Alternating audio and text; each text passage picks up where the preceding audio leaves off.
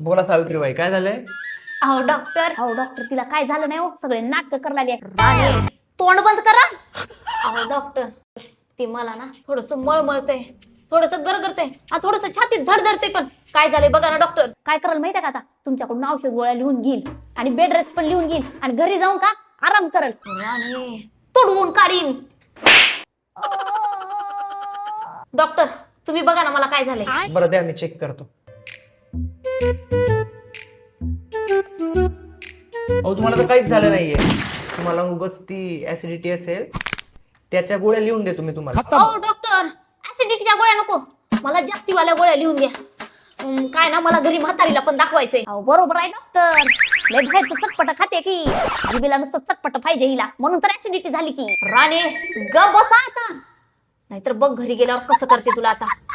हो डॉक्टर जास्तीच्या गोळ्या लिहून द्या की. पण तुम्हाला जास्तीच्या गोळ्या का लिहून देऊ मी? तुम्हाला ना तेवढ्या ऍसिडिटीच्या गोळ्या लिहून देतो मी. अहो डॉक्टर जास्तीच्या गोळ्या लिहून द्या प्लीज प्लीज प्लीज, आणि थोडं बेड रेस्ट बी लिहून द्या. तिला घरात काम करायचं नाही ना, म्हणून असं दुसऱ्याला भीती घालते. राणे ग बस. अहो डॉक्टर तुम्ही पण काय औषध गोळ्या लिहून दिल्या? काय बी झालं नाही तिला, सगळे नाटक करलेले. डॉक्टर तेवढं बेड रेस्ट लिहून द्या की. अहो तुम्हाला बेड रेस्टची गरज नाहीये, तुम्हाला गोळ्या लिहून दिल्या, तेवढ्यातच बरे होईल तुम्ही. आणि पुढच्या वेळेस असं केलं ना तर गोळ्या लिहून देणार नाही, मी सांगून ठेवतोय. हा डॉक्टर असंच करायचं अशा पेशंट सोबत. चल घरी आता गपचूप, तुला तर घरी गेल्यावरच दाखवते. येते डॉक्टर. हा या.